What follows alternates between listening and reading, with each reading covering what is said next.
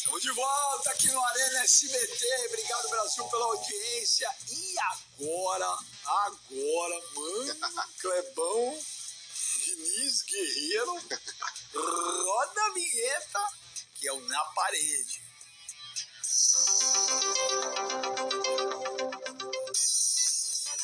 Na parede hoje com Souza. Só pergunta sacana, Souza. Não. Você não pode pipocar. Essa hora da noite. Essa hora da noite, você nunca pipocou. Vamos para a primeira pergunta pro Souza. Souza, vamos lá. Edmundo foi o culpado pelo rebaixamento do Vasco de 2008? Sim, eu acho que sim.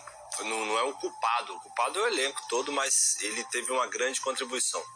Por tudo que eu já expliquei no podcast na qual eu fui semana passada, eu acho que contribuiu muito. Quem é atleta sabe que um cara do tamanho dele, quando ele não gera uma boa influência, ele acaba atrapalhando muito. Na idade que ele tinha, se eu não me engano, de 37 anos, já não rendia mais o que as pessoas esperavam dele. E aí quando você começa a colocar muito peso sobre os atletas que estão ao seu redor, a galera já... Eu sou a primeira pessoa que está falando isso, mas é tão engraçado que assim... o Mads Bachola me ligou, né? E, porra, você lembrou daquele negócio? Tá? Porque eu falei no podcast passado sobre essa situação que nunca saiu na mídia nem do vestiário, mas que pra mim foi uma grande covardia. E aí, pô, você lembrou e tal, realmente, foi complicado e tal. Só pra mostrar um pouco daquilo que a gente vivia nos bastidores ali. Eu tinha 19 anos, mas tinha muitos atletas ali que tinham condições de ajudar muito o Vasco e tudo mais, mas ficaram devendo porque, infelizmente, quem era para estar ajudando, cooperando, estava mais atrapalhando do que ajudando. Mas na prática, o que acontecia assim, na prática? Os caras tinham medo de jogar, cara. Eu machuquei, eu dei graças a Deus, velho. No meio do ano, agosto mais ou menos, um jogo no Morumbi, Vasco e São Paulo, 15 minutos, pisei errado e quebrei o quinto metatarso do pé. Tinha 19 anos, com aquela pressão gigante já de estar jogando, não só num grande clube, mas com um cara também que botava uma pressão absurda em cima da gente, que era da base. E aí, saí do jogo, perdemos de 4-0, foi 2 gols do André Lima, 2 gols do Rogério Ceni naquele jogo. Depois daí eu não joguei mais o ano todo, mas eu vi aquele bastidor ali de vestiário, porque eu fiquei tratando, não era uma lesão para ficar o ano quase todo parado, mas tentaram botar gesso, naquela época não tinha tecnologia que tem hoje, quebrou, já opera, coloca o parafuso. E eu fiquei olhando tudo aquilo de fora e vi que realmente as pessoas tinham medo de jogar. Atrapalhava bastante. Ninguém falava com ele naquela época. Era ele no mundo dele e isso... Pô, quem é atleta sabe que isso atrapalha pra caramba. Só que pra fora era um outro cenário. A culpa era de todo mundo que estava ao redor.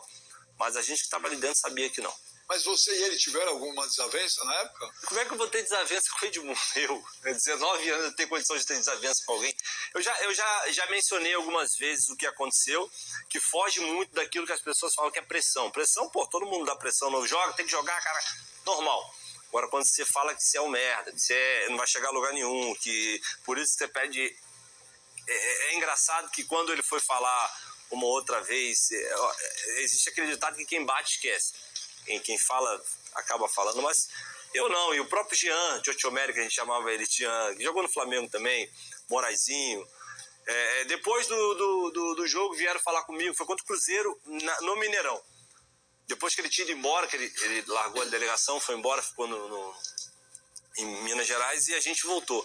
E a galera vindo falar que não dá ideia pra esse cara, não, esse cara é um babaca, esse cara é isso, esse cara é outro. Enfim, mas ninguém tinha coragem de falar com ele e eu entendo. Porque como é que você vai falar com um cara do tamanho que ele tinha, ainda mais no clube, na qual ele juntamente com o Palmeiras, foi o maior ídolo. Mas, assim, eu acredito que naquele ano ele cooperou muito para que a gente...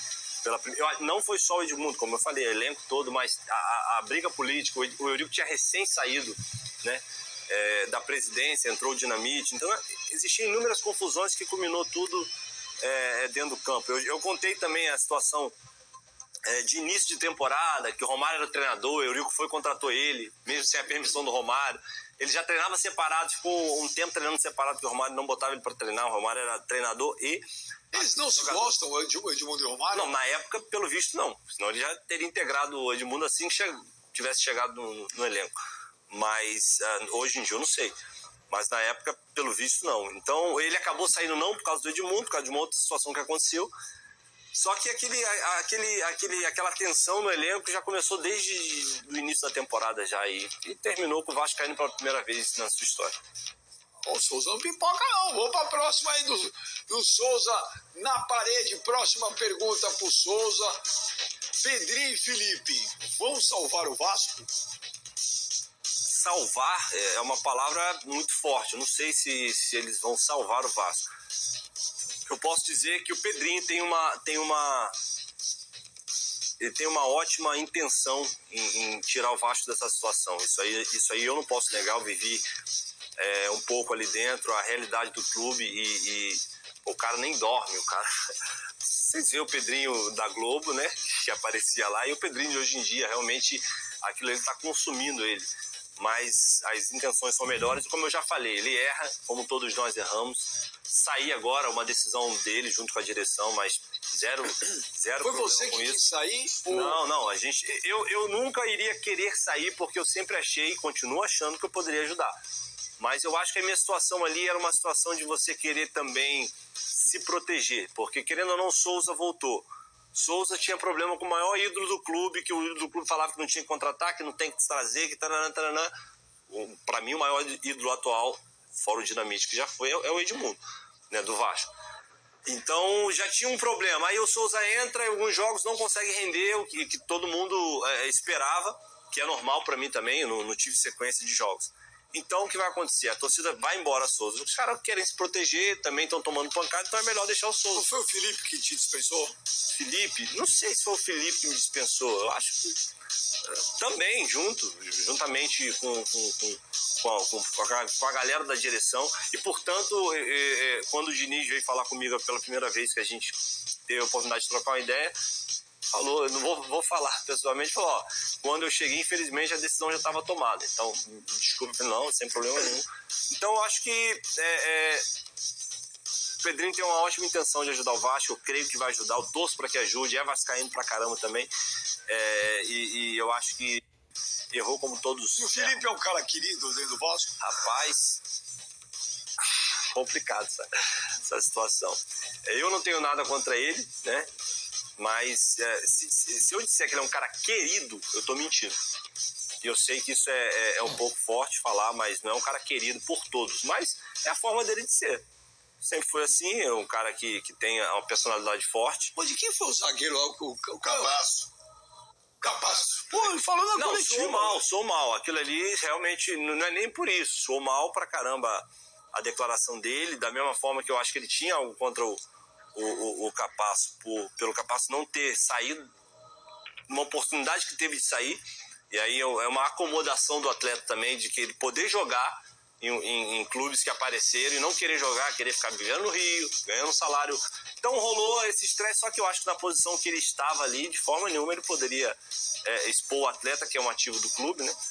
Se você acabando falando da forma que ele falou, você expõe ainda mais o atleta ao ridículo, e quem vai querer um atleta que o próprio diretor fala, ele é ruim, ele é fraco, eu não gosto dele. Então, isso também soou um pouco, ficou mal no elenco, e eu, fazendo parte do elenco, eu posso dizer isso com muita propriedade.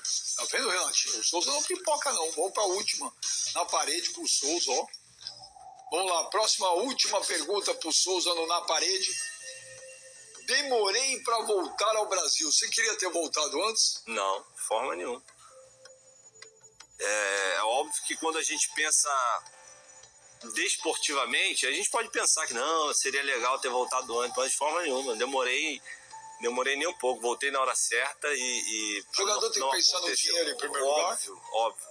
Ninguém vai pagar a nossa conta quando a gente acaba. Eu particularmente... costumo dizer isso, que título é legal pra caramba, marcar história é muito legal, mas nada vai pagar ao condomínio que você vive, que você mora. Então você tem que sempre priorizar a sua parte financeira. Se você puder fazer um agregado de jogar num grande clube e também ter um ótimo salário, isso é maravilhoso. Se conseguir jogar lá fora no Real Madrid, um clube gigante com salário absurdo, maravilhoso. Mas se você não tem condições como eu, fui para países emergentes ali, Turquia, Arábia, Tem que ser dessa forma mesmo. Eu queria ter voltado antes, óbvio. A gente que vive fora, todo ano a gente quer voltar. A gente vem pro Brasil, e o Cleber sabe muito bem disso, vem de férias pro Brasil, você não quer voltar lá pra fora de jeito nenhum. Você fala, pô, quase dá depressão. Mas aí, meu, não tem como. Quando você pensa que você tem uma família, você quer dar um futuro melhor pra eles, você quer continuar ajudando as pessoas que você ajuda.